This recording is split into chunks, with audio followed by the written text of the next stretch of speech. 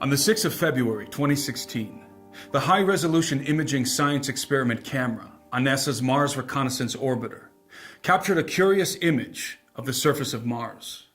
The photograph would eventually be published by NASA in July of the same year, under the provocative heading, Martian Morse Code. The image discloses what are purported to be sand dunes extending over the desolate surface of the red planet. But unlike any known sand dune configurations on Earth, these Martian dunes consist of interlocking multi-directional lines and discontinuous mounds that form a complex grid-like pattern reminiscent of a circuit board and, in some segments, of Morse code. As soon as the image was published by NASA, in what appeared to be a coordinated response, nearly every major news outlet in the United States and many others around the world ran the story with sensational headlines heralding the possibility of intelligent life on Mars. Paradoxically, after provoking the commotion in the first place, NASA roundly denied the notion that the Martian sand dunes were anything more than a naturally occurring topographical phenomenon generated by bidirectional winds. However, since no precedent for such a complex sand dune configuration exists on the Earth, NASA was forced to admit that they cannot fully explain how the so-called Martian Morse code was actually created. I believe that a precedent for such a phenomenon does in fact exist on the Earth, but not in the form of sand dunes and not naturally occurring.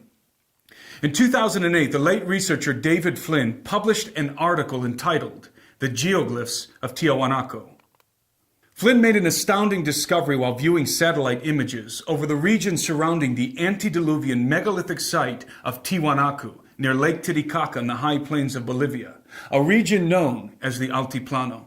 What he discovered was a vast network of strange geoglyphic configurations comprised of multi-directional lines, rectangular cells, and circular mounds that form a continuous circuit-like grid extending for hundreds of miles over the Altiplano. Some of the lines are raised above the terrain, while others are engraved into the bedrock at various depths, creating a colorful array of earthen glyphs. Like the Nazca lines in Peru, the geoglyphs of Tiwanaku can only be viewed from a high-altitude perspective. In his article, Flynn postulated that the geoglyphs must have been artificially constructed, but due to their extensive scope and complexity, could not have been devised by primitive hands. He further proposed that the geoglyphs may represent an unknown and arcane written language or cipher similar to Morse code, or more analogously, to a form of communication and calculation developed or adapted by the Inca called quipus and yupana. Quipus and yupana were the Incas' only form of recorded communication. While quipus utilized an integrated system of ropes and knots, varying in size, color, and composition to convey spoken language, yupana incorporated a system of rectangular cells and circles to convey numeric values. The quipus and yupana cipher was so complex that it was capable of communicating incredibly detailed information concerning historical events, census records, calendrical data, and military organization. The decrypting of these coded communications was a secret known only to the Inca elite. When NASA's Morse code on Mars photograph is juxtaposed with the geoglyphs inscribed into the landscape of the Bolivian high plain, the similarities are apparent. Both earthen and Martian geoglyphic configurations, though composed of different elements, share the same quipus and yupana-like characteristics of interlocked multi-directional lines, rectangular cells, and discontinuous circular mounds. Of course, NASA has made no such comparison, at least not publicly. All of this may seem coincidental or even inconsequential, and maybe it is. But at the very least, it begs the question, why does NASA continually provoke the discussion of intelligent life on Mars with one hand, and then assure us that it is entirely implausible with the other? Might this be a procedure of soft disclosure? Predictive programming designed to gradually condition the public in anticipation of a forthcoming revelation concerning Mars and extraterrestrial life. Whatever the case, the indisputable reality is that, whether intentional or not, the world has been thoroughly inculcated with the idea of extraterrestrial contact. Aliens have been the subject of a multitude of television productions and blockbuster films over the last decade. However, there seems to be a measurable increase of interest in the subject as of late. Dozens of films have emerged within the last year alone featuring alien-related content. It is worth noting that just 1 month after NASA published its Martian Morse code photograph, generating a media frenzy about life on Mars, the trailer for a new film entitled Arrival debuted. The short synopsis of the film is intriguing. A linguist is recruited by the military to assist in translating alien communications. Again, this may be entirely coincidental, but it follows on the heels of other conspicuous intimations. In November of 2015, Pepsi Studios, a film production company subsidiary to Pepsi Corporation, published a short film on the internet entitled Black Knight Decoded. The film plays on the popular legend of the Black Knight satellite, an alleged ancient object of extraterrestrial origin, which has been orbiting the Earth for thousands of years. The object is said to have been discovered in 1899 by Nikola Tesla, and its existence confirmed in a photograph published by NASA in December of 1998. Pepsi's Black Knight Decoded film imagines a scenario in which radio transmissions emanating from the Black Knight satellite are detected and decoded. The message is portentous. We came to you many thousands of years ago, when your civilization was young. You have grown quickly and efficiently, but you still have so much to learn. If you want us to return, On the night of your next full moon, the people of Earth must show us they are ready. We will be watching. There are many good videos online breaking down the suggestive content embedded in this Pepsi production. So I won't be decoding the film myself in this analysis, except to point out one cursory detail. The voice you heard heralding the extraterrestrial message to mankind from the Black Knight satellite belongs to music icon Usher.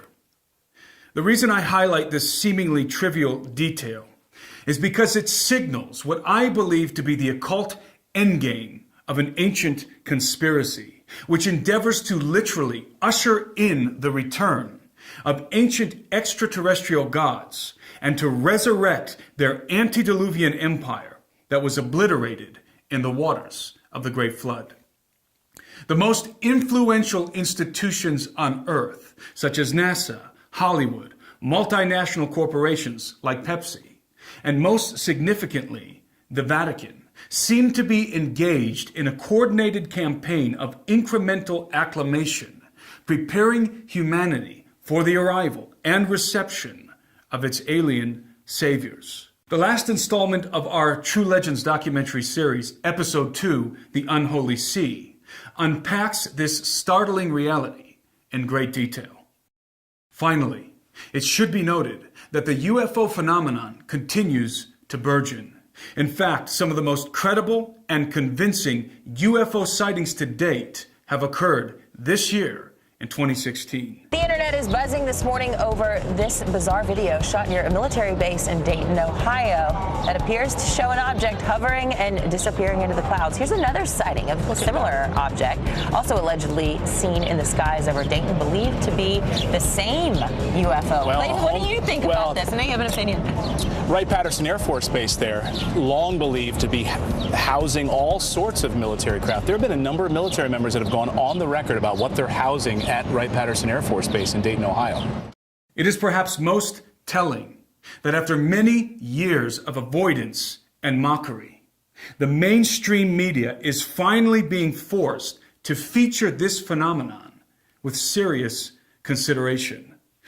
In my analysis, soft disclosure is underway.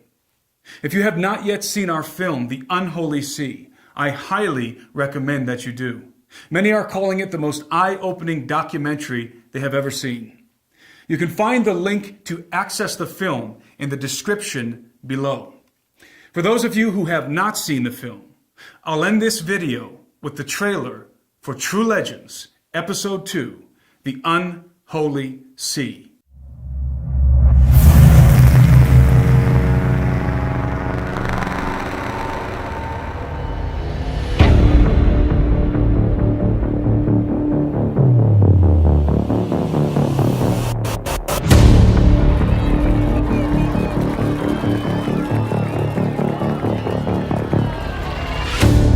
They say this thing had been dead for maybe a day or two.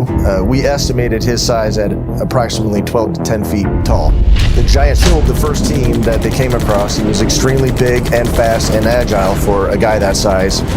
The popes and the agents of the Holy See have known about the giants for many centuries. And do you believe that they have artifacts from the past that would help explain some of what's going on? Absolutely sure.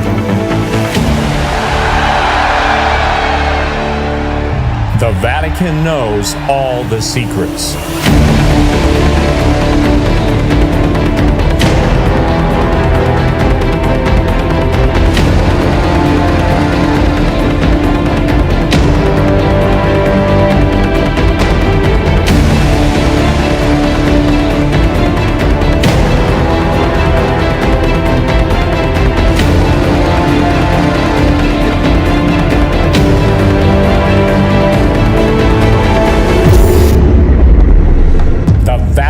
Secretly preparing for the arrival of alien saviors. They seem to be intentionally creating dogma that is going to position the Roman Catholic Church to be at the forefront of an official disclosure moment. The Vatican is involved in ufology in ways that we can't even imagine. So while we're standing here in the headquarters of the Jesuits, tell us about Mount Graham. They are constantly monitoring things with the Lucifer device. Sometimes they have to wait for all of the UFOs to get out of the way. I would like to tell you more about Zechariah's teaching. He told me, John Mario, one night I wake up and I saw an Anunnaki sitting on my bed. History is being repeated. The days of Noah are returning. The gods are returning to the earth to dwell among men and mingle their seed with the human race. Only the truth can prepare us for the lie that's coming.